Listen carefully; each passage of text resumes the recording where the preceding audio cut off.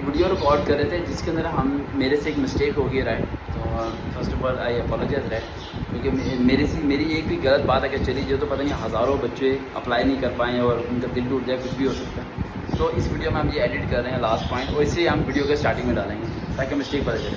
हमारी मिस्टेक क्या थी, एएफएनएस में अप्लाई करने का पेज ओपन करें अटैचमेंट, ज़रा मैं बता दूं। मेरी मिस्टेक ये थी कि मैंने ये कहा कि 60% से बिलो दैन बच्चे अप्लाई नहीं कर सकते एएफएनएस के अंदर, जो कि पाकिस्तान एयरफोर्स का क्राइटेरिया था। और मैंने ये कहा कि बायो में 60% नंबर होने चाहिए, जो कि पाकिस्तान एयरफोर्स का क्राइटेरिया था, आर्मी का नहीं था। तो इतने लोगों की तैयारी कराता हूँ तो वो मर्ज हो गया मेरे माइंड में। अब मैं आपको बताने लगा हूँ, ये है एएफएनएस में अप्लाई करने का मैट्रिक विद साइंस। साइंस का मतलब है bio with computer at anything, you have to just did your matric with science. 60% marks, minimum FSc pre medical 50% marks, यानी एफएससी में आपके 50% मार्क्स हैं, प्री मेडिकल आपने किया, लेकिन मैट्रिक में 60% नंबर आपके हैं, देन आप एलिजिबल हैं एएफएनएस के लिए अप्लाई करने के लिए। एज 17 से लेकर 25 और 31 दिसंबर 2024 तक आपकी उम्र बननी चाहिए इतनी, ठीक है। ये आपका सारा क्राइटेरिया था। तो एक छोटी सी मिस्टेक थी मेरे से राइट, और बाकी सब चीज़ें जो मैंने बताई थी बिल्कुल एक्यूरेट थी। थैंक यू सो मच, अल्लाह हाफिज़। मान रहे हैं हमारे साथ कुछ स्टूडेंट मौजूद हैं राइट, और हम डिस्कशन कर रहे हैं एएफएनएस के मतलब और एएनएफ के मतलब, और कुछ काफ़ी चीज़ें हम इसमें डिस्कशन करेंगे राइट। सबसे पहला पॉइंट ये कि जॉब्स कैसे पता चलेगी आई या नहीं आई। मैक्सिमम लोगों को ये नहीं पता चलता। कल एक लड़की मुझे एसएमएस करके कह रही थी कि आर्मी के अंदर नर्सिंग की जॉब्स आ गई हैं। मैंने कहा कहाँ आई हैं, तो उसने मुझे एक स्क्रीनशॉट सेंड किया और उसने कहा कि सर ये देखें जॉब्स आई हुई हैं। तो मैंने कहा बेटा ये किसी व्हाट्सएप ग्रुप का है, तो ये तो जॉब्स नहीं आई, ये तो फेक है। और उसके नीचे लिखा है कॉन्टैक्ट नंबर के इस व्हाट्सएप ग्रुप को ज्वाइन करने के लिए आप 3000 जैसे करें, देन हम ज्वाइन हो जाए। पहली बात ये कि कल से काफ़ी कमेंट आ रहे हैं कि सर क्या आपका कोई व्हाट्सएप ग्रुप है। मेरा कोई व्हाट्सएप ग्रुप नहीं है, मेरा कोई ऐसा सिस्टम नहीं है, और मैंने किसी स्टूडेंट्स को मर्ज नहीं किया। मेरी कोई टीम नहीं है कि अगर कोई बंदा आपको ये कहता है कि सरकार ने हमारी ड्यूटी लगाई है आप सब लोगों को मर्ज करने की, तो वो झूठ बोल रहे हैं, ठीक है। मैं किसी से कोई रब्ता नहीं करवाता, 1 to 1 सबसे तैयारी होती है, कम से मुलाकात करता हूँ। पहला पॉइंट जॉब्स कहाँ पर आती है। सबसे पहला काम अगर मैं आपकी जगह होता तो मैं क्या करता, जो आप लोग नहीं करते, ये पॉइंट लिख लेना।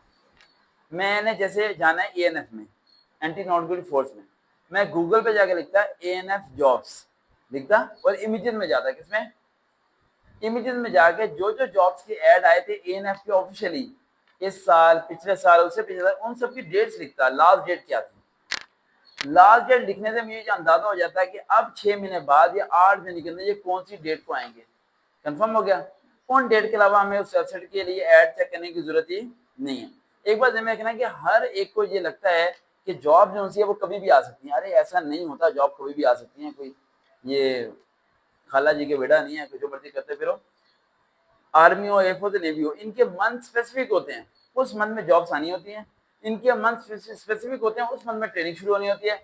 इन्होंने एक सर्कल बनाया होता है कि वहां से पासिंग आउट हो रही है, वो जा रहे हैं फील्ड में, यहाँ से नए लोग आ रहे हैं। समझिए बात, ये होता है। जैसे कि ये जो आप कहते हैं ना कि जॉब्स कभी भी आ सकती है, ये बात चल सकती है पंजाब पुलिस में। जैसे पंजाब पुलिस में 3 साल बाद भर्ती शुरू होगी, ये आपकी बात तस्लीम कर सकते हैं। टीचिंग फील्ड में एजुकेटर में भर्तियां नहीं आ रही, पिछले 8 साल हो गए एजुकेटर में भर्तियां नहीं आई।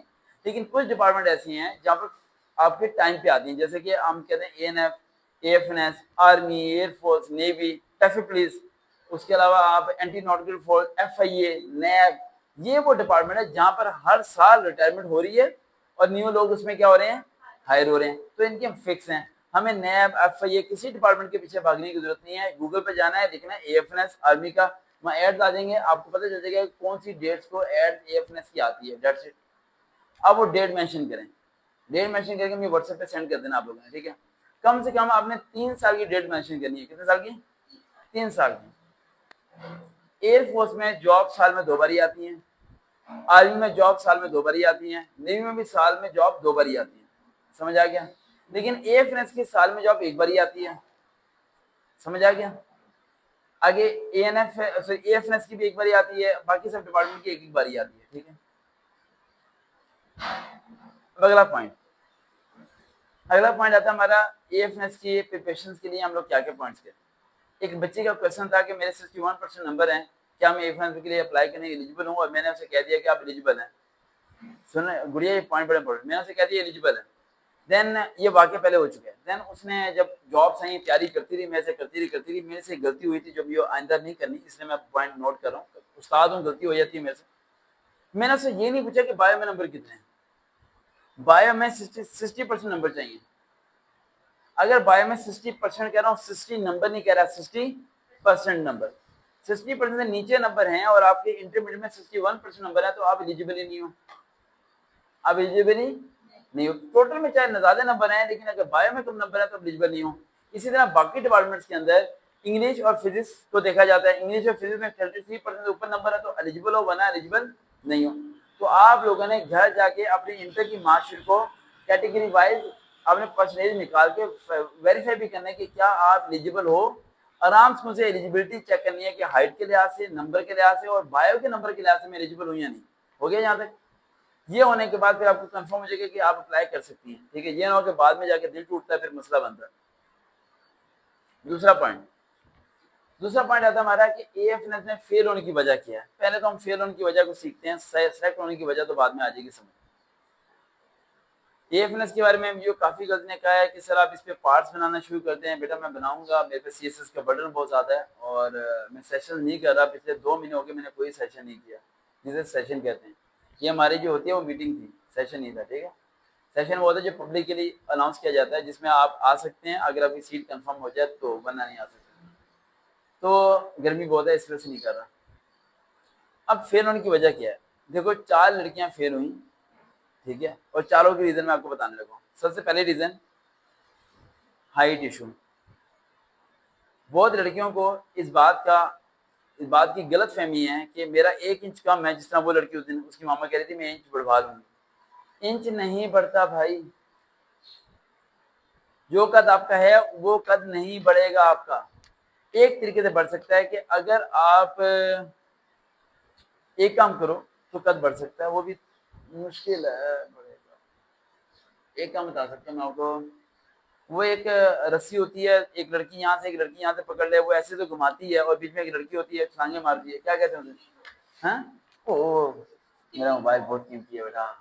हाँ, अच्छा ड्रॉप स्किप करना, उर्दू में क्या बोलते हैं उसे, पता नहीं क्या, रस्सा टपना है ना, रस्सा रस्सा टपना। ये एक रस्सा यहाँ से पकड़ा, एक रस्सा यहाँ से, दिल ऐसे से कर रही है और वो क्या कर रही है, नहीं गिरता, जंपिंग कर रही है, ठीक है।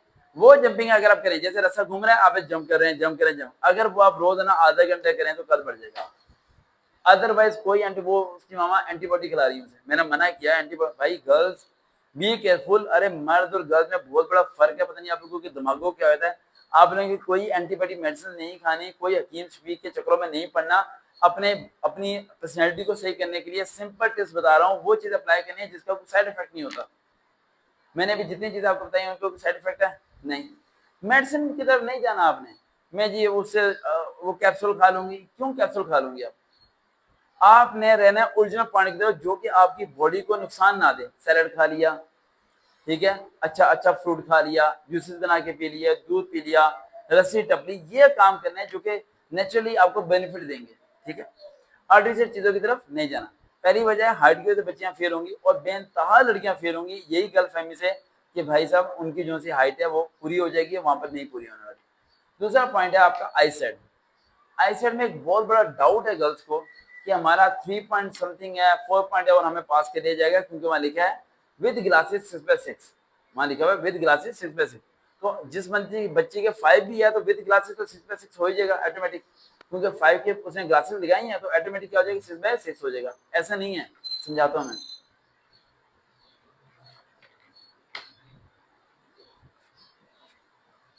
एक होती है दूर की नजर कमजोर, एक होती है नजदीक की। अगर नजदीक की नजर कमजोर है तो आप नहीं चलेंगे, अगर दूर की नजर कमजोर है तो आप चल जाएंगे। दिमाग चला या नहीं चला? यानी अगर दूर की नजर कमजोर है, कह रहे कि लड़की 10 मिनट तक रोती रही है फोन पे और मुझे कहती कि आपको अल्लाह पूछेगा आपने मेरा ख्वाब तोड़ दिया। मैंने कहा अल्लाह ने मुझे भेजा आपको बताने के लिए कि आप ये गलती कर रहे हो। तो उसकी हाइट थी 4.8 और सुबह से मैसेज करिए कि सॉरी सर मैंने कल आपको ये बोल दिया, एक बारी बात करने हम ये बता दें, ये करना वो करना। तो बच्ची का कोई कसूर नहीं था। जाहिर बात है जब किसी बच्ची का लड़की का दिल टूटता है तो उसे गुस्सा आता है, ठीक है, और वो जज्बाती होती है और वो भी कुछ ना कुछ बोल सकती है, कोई फर्क नहीं पड़ता। मुझे तो किसी की बात का कोई बुरा लगता ही नहीं है, ठीक है। तो वो उसने मुझे एसएमएस किया कि मैंने बहुत ख्वाब देखे थे इसके, ये वो सब चीज़ें, आपने मेरे सारे ख्वाब धर्म भरम कर दिए, आप एक बार बोल दें मैं हो जाऊंगी। मैं कैसे बोल दूं जब आपकी हाइट नहीं है? वहाँ लिखा है 5 और आपके 4.8, तो कैसे हो जाएंगी आप नहीं हो सकते। ठीक है। दूसरा पॉइंट आईसेट। आईसेट में ध्यान रखना, दूर की नजर कमजोर है तो चल जाएंगे, अगर नजदीक की नजर कमजोर है तो आपके लिए प्रॉब्लम है। पॉइंट समथिंग है तो चल जाएगी, लेकिन अगर आपकी 2-3 से ऊपर है तो फिर आप फेल हैं। फिर क्या है, फेल है, फिर आपको पास नहीं करेंगे। 2 फेल की वजह होगी। तीसरे फेल की वजह वो है इनिशियल टेस्ट में एकेडमिक, जिसकी आप लोग तैयारी नहीं कर रहे। मैं बार बार बता चुका हूँ कि इंटरव्यू की कॉल सिर्फ उसी लड़की को आएगी जिसका एकेडमिक में अच्छे नंबर आएंगे। और एकेडमिक मैंने आपको बताया कि वो उनका दिल करे तो बायो दे देंगे, दिल करे तो केमिस्ट्री दे देंगे, दिल करेंगे तो फिजिक्स दे देंगे। और मैक्सिमम लोगों के दिमाग में ये होता है कि वो बायो देंगे, क्या देंगे, और वो लास्ट में बायो की तैयारी करके कि सब बच्चे दे दिया उन्होंने केमिस्ट्री। एक मिनट वेट करें, कंटिन्यू करते हैं। ठीक है, अगले पॉइंट की तरफ, आईसेट के इशू होगा। तीसरा पॉइंट, अच्छा गर्ल्स कल क्वेश्चन पूछी थी मेरे से कि हमारी ट्रेनिंग कहाँ होगी। आप लोगों की ट्रेनिंग होगी सीएमएच में। इसमें होगी सीएमएच रावलपिंडी, इस्लामाबाद, कहीं भी आपको रेफर कर सकते हैं, लोअर में भी रेफर कर सकते हैं। अब कुछ लड़कियां जब यहाँ से मेरे पास सेलेक्ट होकर गई थी तो उनका पिंडी बन गया और वो लाहौर वाली थी और वो कह रही थी जी हमें लाहौर कर दें, वहाँ पर रिलैक्सेशन है, शक्ति नहीं है, पिंडी में बहुत शक्ति है, ये है वो है, सर जी बहुत पढ़ाते हैं, बहुत काम कराते हैं और ट्रेनिंग के साथ कराते हैं। सिर्फ हॉस्टल में रहना, बाकी ट्रेनिंग भी आप लोगों ने साथ साथ करनी है। फिजिकली ट्रेनिंग भी करनी है और स्टडी ट्रेनिंग भी करनी है और प्रैक्टिकल ट्रेनिंग भी करनी है। 3 ट्रेनिंग आपके साथ चलती रहेंगी आप। ठीक है, यानी आप हॉस्टल में रहेंगी और रात ही घर सोने के लिए आएंगे। तो मैंने से कहा कि बेटा देखो मेरी बात सुनो, अगर आप लो ट्रांसफर करा लेते हो तो उसका क्या फायदा, कोई फायदा नहीं है। जहां पर भी आपको आप उसे फेस करो, क्या करो। बहुत सी लड़कियां ट्रेनिंग के फौरन बाद गलती करती हैं कि वो पहला तबादला वहां कराती हैं जहां की वो रहायशी है। कभी ऐसा ना करो। एक ट्रांसफर आपकी अपनी मर्जी का होता है, एक ट्रांसफर कब होता है, आपकी अपनी मर्जी का, आप जब शुरू में कराओ या एंड पे कराओ। ठीक है, उस ट्रांसफर को आपने यूज नहीं करना अभी, वो आपको कराची भेजे, जहां भेजे चले जाना। उस ट्रांसफर को जब यूज करना जब आपकी शादी हो जाए या आपको ऐसा सिनेरियो कि भाई अब जो उस चांस को मैंने क्या करना है, अवेल करना है, फिर उससे अवेल करना। स्टार्टिंग में मैक्सिमम लड़कियां स्टार्टिंग में उस चांस को अवेल करके जाया कर देती हैं। ट्रेनिंग मुकम्मल हुई, सर हमारा ट्रांसफर जी हमारे शहर में कर, 5 साल अपने शहर में गुजारे, उसके बाद जिंदगी भर अपने शहर में आना ही नहीं। तो अभी तो यंग एज है, अभी तो आपकी शादी नहीं होनी, 4-5 साल, तो आप तो उस चीज को घूम लो हर जगह पर। उसके बाद जब शादी हो तो फिर जहाँ आपका निकाह हुआ वहां ट्रांसफर कराओ आप लोग, समझ आई। तो अपने जरा प्लान से जरा लेके चलना। पहले एकेडमिक का मैंने आपको कह दिया, फिजिक्स, केमिस्ट्री और बायो। अब इनमें सवाल किस तरह के आएंगे, मैं साथ साथ बीच में बाकी चीजें देता रहता हूँ। फिजिक्स में सिर्फ आपकी डेरिवेशंस आएंगी बस। डेरिवेशंस कौन सी, first equation of the motion क्या होती है, सेकंड क्या होती है, थर्ड क्या होती है, समझ आ रही है। उसके अलावा जो से आपका इक्वल टू एमसी स्क्वायर, जितनी डेरिवेशंस हैं वो आएंगी। भला वो आपसे फोर्स की डेफिनेशन पूछेंगे, नहीं, फोर्स का यूनिट पूछेंगे, समझ आ रही बेटा। वर्क का क्या पूछेंगे, फॉर्मूला पूछेंगे, समझ आई। एक्सटेंशन का फॉर्मूला पूछेंगे। फिजिक्स में आप लोग डेफिनेशन याद करते रहते हो, और डेफिनेशन वो क्यों पूछेगा आपसे, वो क्या पूछेगा, नहीं पूछेगा, डेरिवेशन, हाँ डेरिवेशन क्या पूछेगा, डेरिवेशन पूछेगा। परेशान नहीं होना, खाना खा गया हो नाश्ता, डेरिवेशन तो पूछेगा। केमिस्ट्री में क्या पूछेगा सोचो, हाँ किस तरह के केमिकल फॉर्मूला पूछेगा, मुश्किल था ना CH3COOH आया दिन में, CH3COOH, हाँ ethane, methane, open chain, close chain, benzene, चल रहा है दिमाग। हाँ ये वीडियो बड़ी बेनिफिशियल है गर्ल्स के लिए, आप दोनों की वजह से बन रही है। ये 2 बच्चियां बैठी हैं पीछे, एक का नाम है आपका आमना, एक का नाम है किंजा, इनके लिए दुआ कर देना। इनकी वजह से ये वीडियो बन रही है, वरना ये वीडियो शायद आज ना बनती। ये लोग ज़बरदस्ती पहुंच गए यहाँ पर, इन्होंने कहा हमने आना है, मैंने बुला लिया और इस वजह से आपको ये वीडियो मिल रही है। केमिस्ट्री की समझ आ गई ये चीज़। अब आते हैं जी आपकी बायो।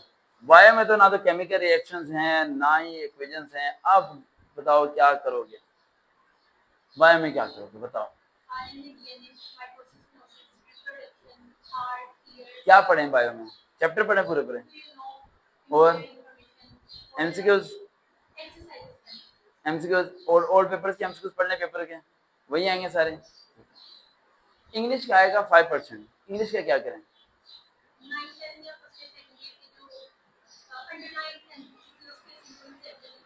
हाँ, जो आपकी आपके एमसीक्यूज आए होते हैं और बीच में एक वर्ड के चैनल लिखा होता है, बताना होता है ये प्रोवर्ब है, एडजेक्टिव है, कंजंक्शन है, क्या है, वो पढ़ना है आप लोगों ने। ठीक हो गया। जब आपको एकेडमिक करते हुए ये अंदाजा हो जाए इनिशियल में कि सर जी मेरे 70 सवाल सही हो गए हैं। अच्छा, एकेडमिक के बारे में ध्यान रखना, मैंने जो वर्ड बोले थे, मैंने कहा था इनिशियल में वर्बल और वर्बल में क्वेश्चन को कितनी बारी पढ़ना है, एक बारी, दोबारा नहीं पढ़ना। लेकिन एकेडमिक में 2 बारी या 3 बारी आराम से पढ़ना है। घड़ी हाथ में पहन के जा रहे हो ना, घड़ी पैसे वो ले लेंगे, घड़ी तो पहन के ना जाना, फायदा नहीं है। उनका जो क्लॉक चल रहा होता है वर्बल और वर्बल में, उस क्लॉक की पीछे से स्पीड क्या कर देते हैं, तेज कर देते हैं, जिसकी वजह से आप जब 50 सवाल करते हो तो टाइम खत्म हो जाता है। एकेडमी में आगे स्पीड को क्या कर देते हैं, स्लो। और आपको 2 टेस्ट में स्पीड तेज की आदत पड़ी होती है, जिसकी वजह से आप चौथे तीसरे टेस्ट में स्पीड क्या करते हैं, तेज, और आपके होते हैं फेल। आपको एक बार तेज भाग रहे हो, फिर तेज भाग रहे हो, तीसरी बारी आप तेज भागोगे ना। अगर आप ठंडे दिमाग से सोचो तो आपने एकेडमी में आके तेज नहीं भागना। मेरी बात को पत्थर पे लिखी समझ के समझना है, अमल करना है। वो तमाम गर्ल्स जो मेरे से मुलाकात नहीं कर पा रही, मैं उन्हें, मेरा नंबर उनके पास नहीं है, बेटा मत टेंशन लो। कमेंट्स में एसएमएस में देख रहा होता हूँ, बेनता कमेंट्स आ रहे होते हैं, जरा परेशान मत हो, इस रूल्स को फॉलो कर लो, आप मेरे बगैर भी पास हो सकते हो। सिर्फ थोड़ी बहुत हिम्मत करनी है, ठीक है। मेरे पास जो मैक्सिमम लोग तैयारी करने के लिए आते हैं, जिन्हें बुलाता हूँ, मैं कभी उन्हें इनिशियल की तैयारी कराता ही नहीं, मैं इंट्रो की तैयारी कराता हूँ। क्योंकि इंट्रो की तैयारी आप वीडियो से नहीं कर सकते। इंट्रो की तैयारी होती है प्रैक्टिस से। किससे होती है, प्रैक्टिस के बगैर नहीं। कोई एक ऐसा बंदा हो जो कि आपसे ज्यादा इंटेलिजेंट हो और इस चीज का माहिर हो,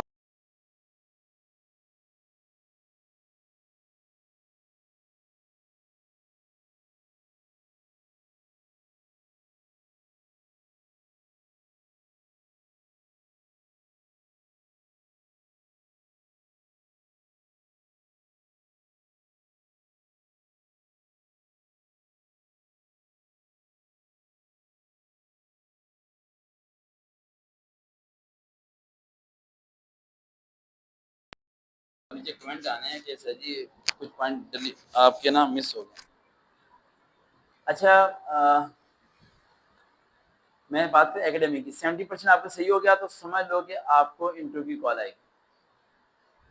अगर आप पास हो लेकिन 70% एकेडमिक आपका सही नहीं हुआ तो इंटरव्यू की कॉल नहीं आएगी।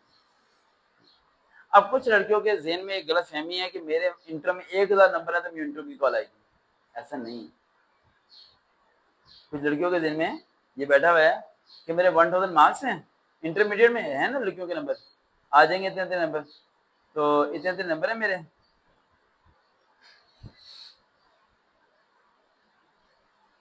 यस बेटा, उसी टाइम पे पेपर होना है, सबका उसी टाइम पे पेपर होना है। एक मिनट बेटा, तो आपके इंटरमीडिएट के मार्क्स सिर्फ एलिजिबिलिटी अप्लाई करने के लिए, इसका इंटरव्यू से कोई लेना देना नहीं है। ये ना कोई गलत सोचे कि भी हमारे जो से वो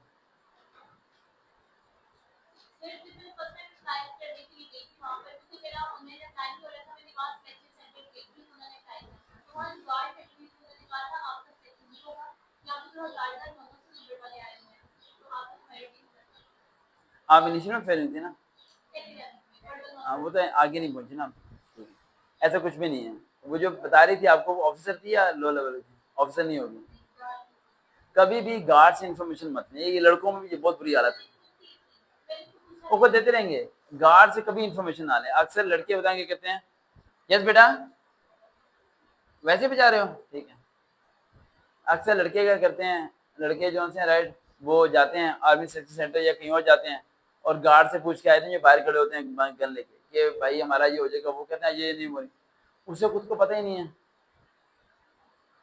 उसे खुद को पता ही नहीं है। आपका एकेडमिक में नंबर अच्छे आ जाए, आपको इंटरव्यू कॉल आ जाएगी। इंटरमीडिएट के नंबर सिर्फ अप्लाई करने के लिए रिक्वायरमेंट है, उसके अलावा कोई लेना देना इसका नहीं है। देन उसके बाद आपका होगा मेडिकल। मेडिकल आपका बहुत टफ होगा, और मेडिकल 2 बार ही होगा, एक बार ही नहीं होगा, शायद 2 बार ही। उस लड़की का 2 बार ही हुआ था मेरे ख्याल से। मेडिकल में आप सुबह जाएंगी तो आप शाम 4-5 जाएंगे, पूरा दिन आपका वहीं लग जाएगा। और उस दिन खाने पीने की चीज़ें पास रखें। बहुत ज़्यादा गर्ल्स और बॉयज़ में ये बड़ी मिस्टेक होती है कि वो बिस्किट, निम्को, कोई चीज़ पास ही रखते हैं, जिसकी वजह से हालांकि उनका खुश्क हो जाता है, ज़ुबान सारी ड्राई हो जाती है और फेस का कलर उनका चेंज हो रहा होता है भूख की वजह से, राइट, और स्टेमिना खत्म हो रहा होता है। चीज़ें रखें आप। हर आपने नेक्स्ट टाइम भी जब मेरे पास आना है तो अपने बैग में चीज़ें होनी चाहिए। बिस्किट खा लें आप, निम्को खा लें आप, कैंडी खा लें आप, कोई चीज़ आपने खाते रहना है जिससे आपका स्टमक चलता रहे, ठीक है। ये चीज़ आपने ज़हन में रखनी है। अच्छा, अब क्वेश्चन ये है कि जिस दिन मेडिकल होगा क्या उसी दिन इंटरव्यू होगा? इनिशियल वाले दिन नहीं, इनिशियल वाले दिन मेडिकल नहीं हुआ। इनिशियल वाले दिन आपका वर्बल हुआ, नॉन वर्बल हुआ, एकेडमिक हुआ, एकेडमिक लिखा है पास, वो आपकी मार्कशीट पे लगाएंगे और ऑनरशिप पे लगाएंगे स्टैम्प कि आप पास हैं, आप घर जाएं, आपको कॉल आ जाएगी, आपको कॉल आ जाएगी। और कॉल भी आती है, एसएमएस भी आ जाते हैं, कॉल वैसे तो कॉल आती है। और मेरे पास जितनी गलती सबकी कॉल आ गई थी, कोई एक होगी शायद किसी ना आई हो, मैक्सिमम को कॉल आ जाएगी, कॉल आ जाएगी आपको, ठीक है। कॉल आने के बाद आपको बता देंगे इस दिन। अच्छा, कॉल आएगी एक दिन पहले बस, ये नहीं कि 4 दिन पहले। जैसे कि आज थर्सडे है तो आज कॉल आई है तो फ्राइडे को आपको मेडिकल है, यानी आपको टाइम नहीं देंगे। और जिस दिन मेडिकल है उस दिन ही आपका इंटरव्यू है। अब लड़कियां क्या गलती करेंगी, लड़कियां इनिशियल पास करने के बाद इंटरव्यू की तैयारी करना छोड़ देंगी। समझ आ रही है? वो कहेंगी कॉल आएगी तो देखी जाएगी। 24 घंटे में कैसे करोगे तैयारी? नहीं होती तैयारी पे। आपने चीज को साथ रखना है, क्योंकि आप खुद जानते हैं कि एकेडमिक आपका कैसा हुआ। आपसे बेहतर अपने आप को कोई नहीं जानता होता, ठीक है। इस चीज को ज़िम्मे रखना है। तो आज ही की कॉल इंटरव्यू मुश्किल से 3 से 4 मिनट का होता है, और इंटरव्यू में जो क्वेश्चन होते हैं वो जीके के मतलब होते हैं, बायो के मतलब, फिजिक्स के मतलब, स्टडी और आपके रेलिवेंट क्वेश्चन होंगे। अब कुछ क्वेश्चन आपने लिखे हुए थे, जरा वो पूछने हैं, मेरे से जो पूछने हैं वैसे पूछें जो मर्जी।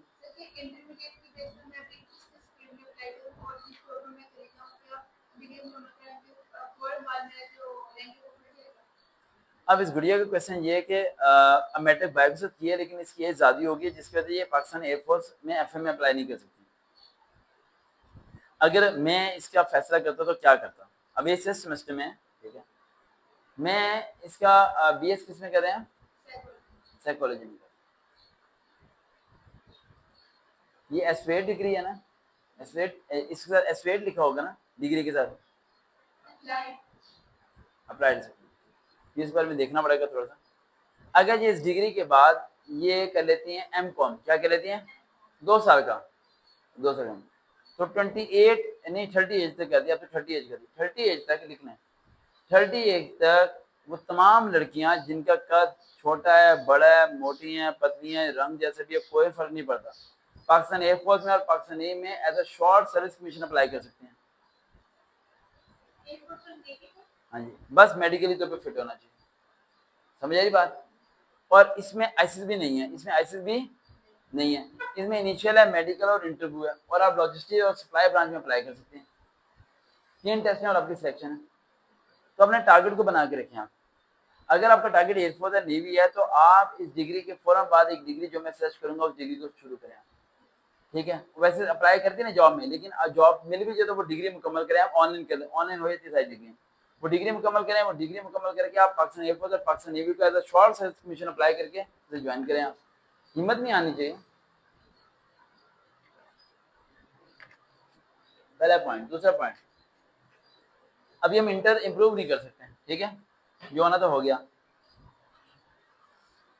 अब आपको वहां अप्लाई करवाना है जहां पर 50% रिक्वायर्ड है मार्क्स, जैसे कि एएनएफ में आ गया और एएसएम में आ गया, डिफरेंट फील्ड्स हैं, आपको मिलेंगी, आपको नजर आ जाएंगे, ठीक है। जैसे असिस्टेंट की पोस्ट आ जाती है, कंप्यूटर ऑपरेटर की पोस्ट आ जाती है, पाकिस्तान नेवी में सिविलियन आ जाता है, पाकिस्तान नेवी में सिविलियन आते हैं, वहां अप्लाई कर सकते हैं आप। समझ आ रहा है? ये चीज़ आप कर सकते हैं। अच्छा, उसके अलावा अगर आपको होता है ना फोर्स, अभी कितने साल रहते हैं डिग्री मुकम्मल होने में? अरे फिर अभी डिग्री को छेड़ना नहीं, अभी डिग्री मुकम्मल होने दो, डिग्री को डिस्टर्ब किया काफी डिस्टर्ब हो जाएंगे। अब इस डिग्री की बना पे आप टीचिंग में भी जा सकते हैं, अगर टीचिंग में जाना चाहते हैं। एफपीएससी के थ्रू टीचिंग में जॉब्स आती हैं, लेक्चरशिप की सीटें कम होती हैं आपकी फील्ड में, लेकिन आती हैं, उसमें अप्लाई कर सकती हैं आप। और दूसरी बात,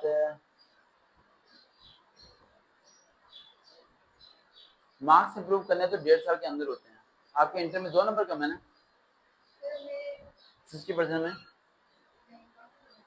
काफी ज्यादा।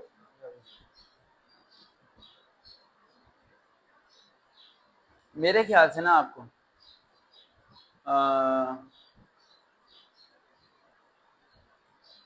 मास्टर लेवल पर 2 ईयर करके पाकिस्तान एयरफोर्स और पाकिस्तान नेवी में अप्लाई करना चाहिए, लेकिन तैयारी उसकी अभी से करना शुरू हो जाए 700, और बाकी जगह अप्लाई करें, एएनएम में, बाकी जगह जो जो जॉब्स आती हैं अप्लाई करते हैं उसमें।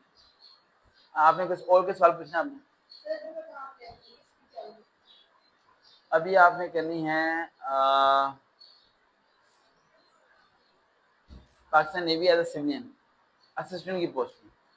नहीं असिस्टेंट नहीं, यूडीसी की पोस्ट में। हाँ यूडीसी। टेस्ट की तैयारी बिल्कुल सेम है, बस एकेडमिक चेंज है। एकेडमिक में आपका कंप्यूटर है, क्या है कंप्यूटर। ये गूगल पे जाके इमेजेस में सर्च करना है। वैसे जॉब ये जुलाई के एंड पे और अगस्त में आ जानी है। अच्छा अब और के सवाल, 12 बज गए हैं। हाँ तो चारों में से, चारों ये भी चारों में से।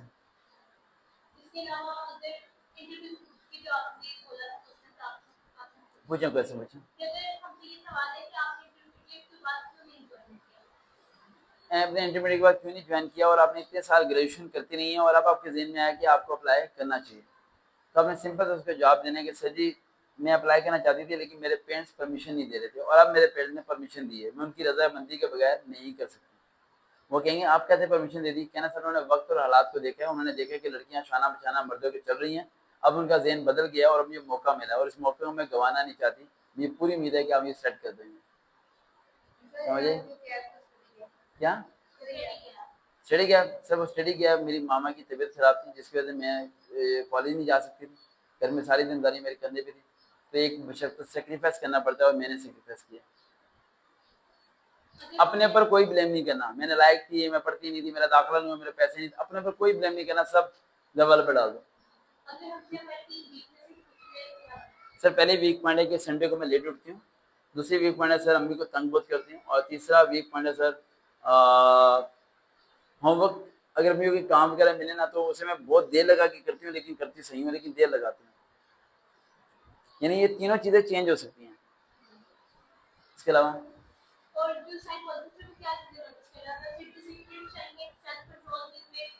साइकोलॉजिस्ट सिर्फ एक चीज देखता है, साइकोलॉजिस्ट पे मैंने एक वीडियो बनाई थी, आईसीपी की साइकोलॉजिस्ट लिख देना, उसका पार्ट 1 अपलोड किया था और उसके नीचे बेनता कमेंट्स आए हुए हैं, राइट, अब देखेंगे आपको मिल जाएगा।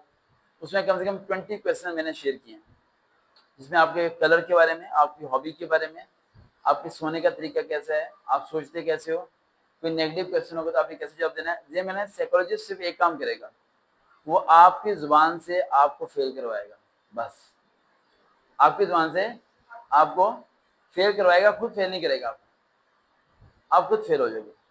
वो है कि वो आपसे ले जाएगा आपकी पर्सनल लाइफ पे, और पर्सनल लाइफ में इस तरह के क्वेश्चन कर सकता है वो आपसे कि मुश्किल हो जाएंगे। मिसाल के तौर पर मैं क्वेश्चन करता हूँ आपसे, बेटा आपकी फेसबुक आईडी है, आप इतनी सोशल मीडिया से कनेक्ट नहीं है आपका, आपको नहीं पता दुनिया में क्या हो रहा है।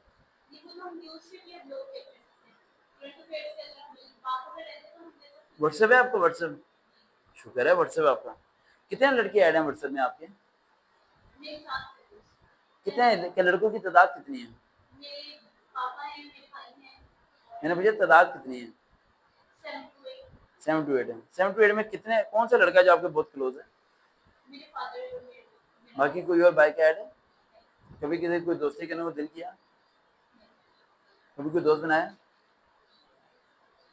अब इन क्वेश्चंस का आंसर अगर आप नो नो बोलते रहेंगे ना तो आप फेल हैं, अगर जैसे बोलेंगे फिर भी फेल है आप, फिर क्या है, यहाँ वो फंसाता है आपको, यहाँ वो फंसाता नहीं है, फंसाती है आपको, वो लड़की होती है, क्या होती है, लड़की होती है। मैक्सिमम 80% इंटरव्यू में लड़की होती है, लड़का नहीं होता, क्योंकि लड़की जब लड़का बात करता है ना तो आप अलर्ट हो जाते हो, क्या कहते हो अलर्ट, लेकिन लड़की जब बात करती है तो आप अलर्ट नहीं होते, आप सॉफ्ट रहते हो। चाहे मेल भी, मैं भी इंटरव्यू देने गया हूँ ना, अगर लेडीज की मेरे से बात कर रही है तो मैं उसे इजी लूंगा, क्या लूंगा, वहीं आके मैं फंस जाऊंगा, समझ आई, वो आपकी पर्सनल लाइफ को टारगेट करेंगे।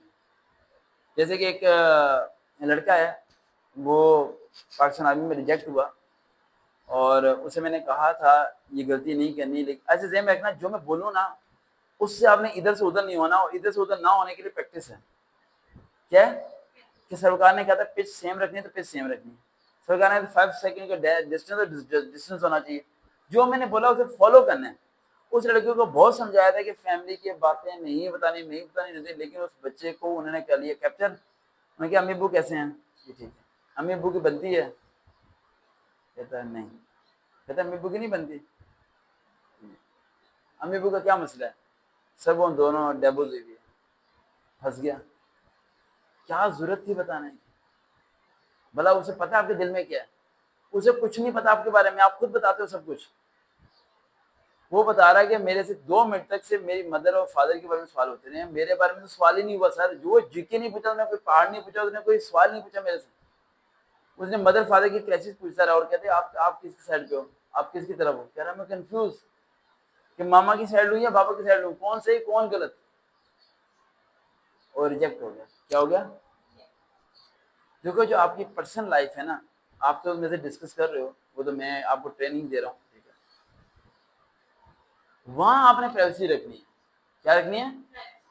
और स्ट्रॉन्ग प्राइवेसी। वो आपको ऐसे मॉम करेगा, अच्छा बेटा बताओ ना, ये बता देगी ये। अच्छा बेटा लास्ट टाइम झूठ कब बोला था? कभी झूठ नहीं बोला, फेल। कभी झूठ नहीं बोला तो फिर फेल हो। अब मैं क्या कहूंगा, मैं कभी झूठ नहीं बोलता तो मैं फेल हूँ ना। जाहिर बात है झूठ इंसान कभी कभी बोलता है, जब मजाक में बोलता है, लेकिन बोलता है, बोल देता है ना। जो मजाक करते हैं वो भी तो झूठ ही होता है ना, वो कौन सा सच होता है? फंस गया। लास्ट टाइम झूठ कब बोला था? अब इधर कोई ऐसी बात बताओ, अब देखो इतना सोचना नहीं है, ऐसी बात बताओ जो कि आपको बेनिफिट दे।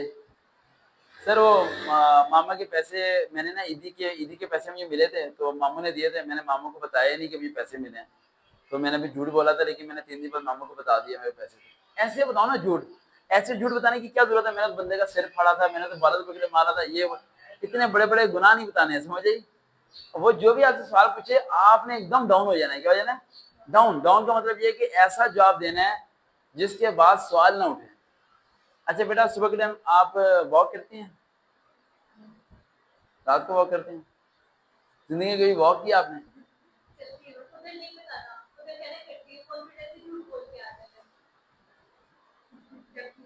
वॉक करते हैं? कितने किलोमीटर करते हैं? 2 किलोमीटर करते हैं। कब से वॉक किया था आपको?